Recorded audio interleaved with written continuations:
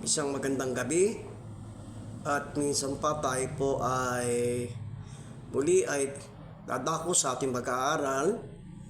Ang ating pong teksto sa araw na ito ay nasa 2 Kings chapter 4 verse 8 hanggang 26.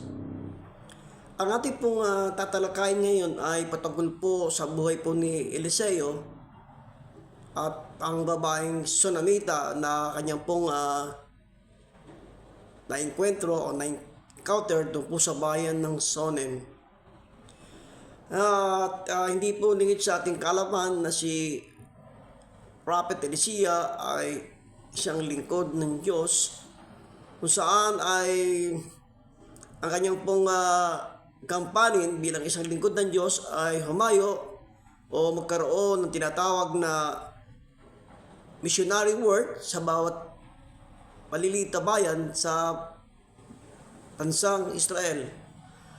At dito po sa ating pong pag-aaral sa 2 Kings chapter 8 na minsan po ay dumako at napunta po si Eliseo sa bayan ng Sunem, ay meron po siyang na-meet o na-encuentro na babae. Ang sabi po dito ay great woman. Bagamat hindi po nabanggit kung ano ang pangalan, pero pag nasabi pong great woman, ito po ay hindi basta-basta ka. Hindi po isang ordinary babae, kundi possible na she is highly respected person at mayroong sinasabi po sa buhay. Dahil si Eliseo po ay isang missionary, isang lingkod ng Diyos na kung saan pumupunta, ay nakita po natin yung pong reaction ng babae sa buhay po na Eliseo. At dito po sa verse 9 ay kinausap po ng babaeng Sunamita ang kanyang asawa. Ang sabi niya sa verse 9 ay natitiyak ko na ang tao ito ay banal at lingkod ng Diyos. Yun po ang pagkasabi ng babaeng Sunamita sa kanyang asawa. At nabanggit din niya na bakit di natin siya ipagpagawa na isang silid, isang lamesa at malagyan natin ng ilawan. So ano po ang insight dito? Ano po mapapansin natin, no, sa reaction o sa response ng babaeng Sunamita sa buhay po ni Eliseo? Bakit naisipan niya na siya ay magkaroon po ng kaabalahan para bigyan ng special treatment si Eliseo? At dito po ay ating makikita na marahil si Eliseo po bilang isang lingkod ng Diyos na kung saan ay pumupunta at dumadako para bahagi ng salita ng Diyos at pwedeng sa lugar na kanyang pinupuntahan ay bilang isang missionary o bilang isang manggagawa ng Panginoon, siya marahil ay nakikitaan po ng magandang halimbawa o magandang patotoo bilang isang lingkod ng Panginoon. Bagamat hindi personal nakilala ng babaeng ito, ang babaeng Sunamita si Eliseo, pwedeng nababalitaan niya o naririnig niya sa kanilang komunidad yung magandang patotoo o yung magandang pamumuhay ni Eliseo. So makita po natin, dahil po sa magandang patotoo o testimony ni Eliseo, yung babaeng mayaman ay na-attract po sa kanya, o meaning ay napagpapala po sa buhay niya. Ano po ang mensahe ng Panginoon dito? Tayo po ay, kung tayo po ay lingkod ng Diyos, kung simple man tayong manggagawa o miyembro o isang leader ng simbahan, kung tayo po ay nakikitaan ng magandang patotoo at nakikita ang Diyos sa ating buhay, kahit hindi ka na po mag-share o magbahagi ng salita ng Diyos, ang taong makakarinig o makakakita sa uri ng pamumuhay mo ay possible na ito ay magkaroon ng attraction o magkaroon ng tinatawag na siya ay pwede mong ma-persuade para madala mo sa totoong Diyos na ating pinaglilingkuran. At mga magulang, mga kapatid, makikita po natin dahil po sa magandang patutuo ni Eliseo, sa magandang pamumuhay niya bilang isang lingkod ng Diyos, ay nakumbinsi niya at kinumbinsi niya ang kanyang asawa na ipagpagawa siya ng silid tulugan, ng isang lamesa, isang silya at lagyan ng ilawang. At ganoon na po ang nangyari. Tuwing pupunta po si Eliseo doon sa bayan ng Shunem, doon na po siya pinapatuloy at at the same time doon na rin po siya kumakain. At papapansin po natin sa verse 9 pa rin, huwag po tayong lumayo, na hindi lamang po yung great woman ang nagkaroon po ng pagtitiwala o nagkaroon ng conviction na tulungan o bigyan ng pabor si Eliseo, maging ang kanyang asawa. Bakit po? Kasi pag hindi naman pumayag ang kanyang asawa, hindi naman matutuloy o hindi naman pwede mangyari na siya ay pagpagawa ng silid. Meaning, hindi lamang yung babaeng ito na Shulamita ang nagkaroon ng pagtitiwala o nagkaroon ng malakas na conviction na siya'y tulungan.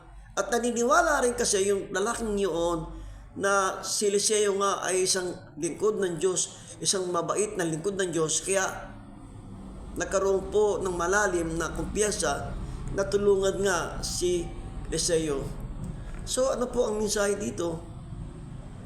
Our good testimony ang siyang magdadala para ang maraming tao po ay mapagpala sa atin.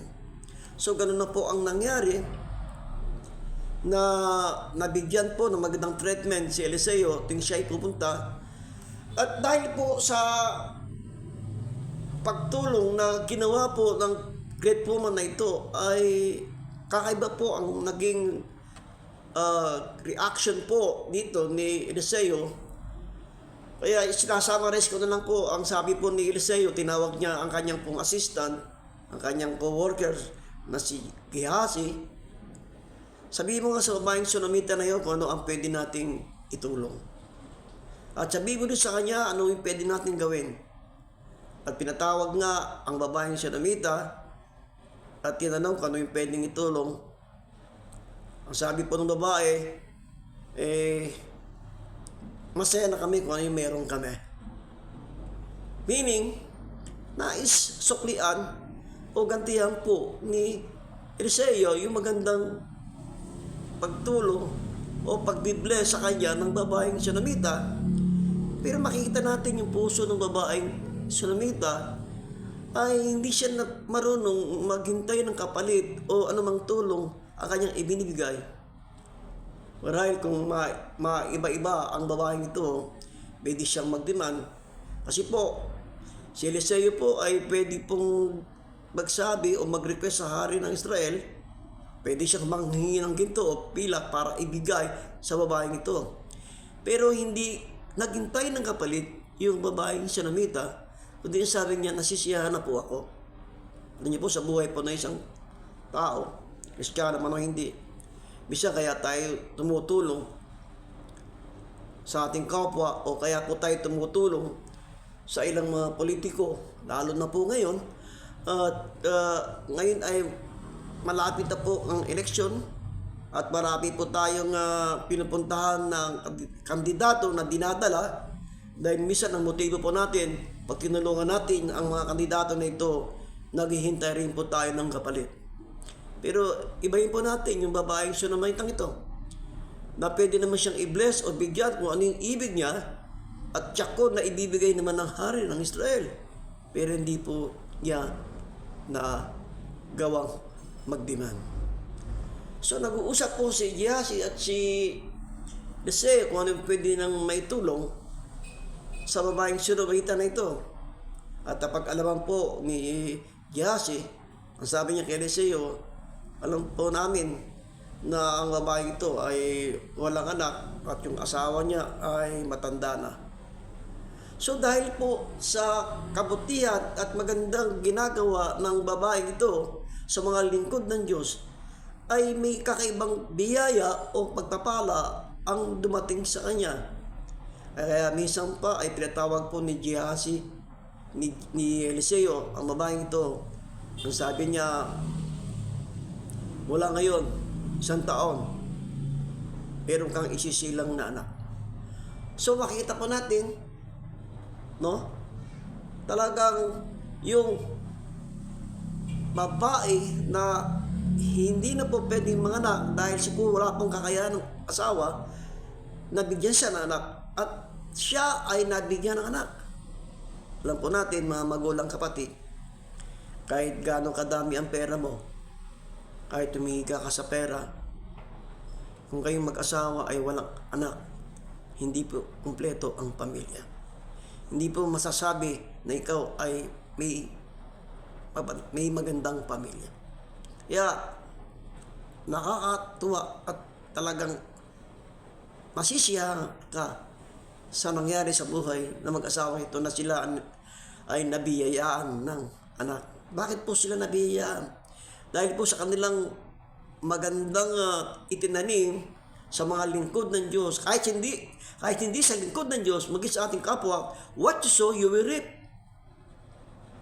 Kaya wag po tayong magsawa ng gumawa ng mabuti. Dahil in due time, your good deeds, your work will be rewarded by God. Kaya dumating po sa punto na nabigyan nga ng anak ang babae nito, and then sa hindi inaasahan, kahit po tayo na pagpapala na at naibibigay na kung ano yung ibig natin, hindi po maiiwasan na tayo po ay hindi nagkakaroon na tinatawag na pagsubok sa buhay. So, yung bata na ibinigay sa mag-asawa ay nagkaroon po ng karamdaman at doon nga ang bata po ay namatay. So, nagkaroon uli ng tinatawag na mabigat na problema ang babaeng sinumita na ito at ang kanyang asawa, dahil in-expect niya na itong anak niya ay isang malaking biyaya, pero bakit ganoon? Kailangan bang mawala siya? So makikita po natin ay nung mamatay po yung anak ng babaeng sinumita nito, ay wala po tayong mapapansin na siya ay nagpanik. At wala po siyang decision na dalhin kung saan sa hospital o mag-react ng sobra-sobra, dahil hindi po biro na ikaw ay mawala ng anak. Ang naging first move niya o naging first step niya, hindi hospital, hindi sa albularyo, ang kanyang first step kagad ay ang lumapit sa lingkod ng Diyos. Lumapit kay Propeta Eliseo. Kaya sila ay gumaya, tumakbo, sakay ang kabayo na asno para pumunta kay Eliseo. Malayo pa lamang yung babaeng sinumita na ito ay napansin na po sila na paparating. Sabi po ni Gehazi sa babaeng sinumita, kamusta po? Sabi ng babaeng sinumita, mabuti. Wow, ang bigat. Kakaibang response yung pong naging sagot ng babaeng sinumita. Dahil meron siyang mabigat na problema nang siya ay kinakausap ni Eliseo o ni Gehazi. Dahil hindi biro na ikaw ay mawalan ng anak. Pero nung sila ay makarating doon sa lugar na pupuntahan nila, ang naging kanyang sagot, mabuti. Hindi po siya nagngangawa, hindi siya nagsisigaw, sabi niya, mabuti. Ano ibig sabihin? Ang babaeng siya na mahigta na ito ay may tiwala sa lingkod ng Diyos at may tiwala sa Diyos ng Israel na namang kalagayan meron o experience na kanyang naranasang problema sa araw na yon ay pwedeng lutasin ng Panginoon. So ano po mga sumunod pa na senaryo? Ang sabi po ni Eliseo kay Gehazi, sige, mauna ka na. Ipanalangin mo yung bata. Kaya dumating po para magkaroon to ng kagalingan, pero hindi po nagkaroon ng kagalingan. Ang ginawa po, mismo si Eliseo na po ang pumunta. To make the story short, yung bata po nabuhay. Bumalik uli sa piling ng kanyang mga magulang. Ano po ang mensahe ng Panginoon dito? Pag tayo po ay naglilingkod sa Panginoon, pag tayo po ay kumikilala sa Diyos ng Israel, mga magulang kapatid, at ikaw ay nagbibigay ng oras o tumutulong, lalo na sa mga lingkod ng Diyos, in due time, your good deeds will be rewarded by God. Purihin ng Panginoon. At makikita po natin ang mensahe nito, vice versa, dahil sa magandang patutuo, sa magandang pamumuhay ni Eliseo na nakikita ng tao sa kanyang paligid.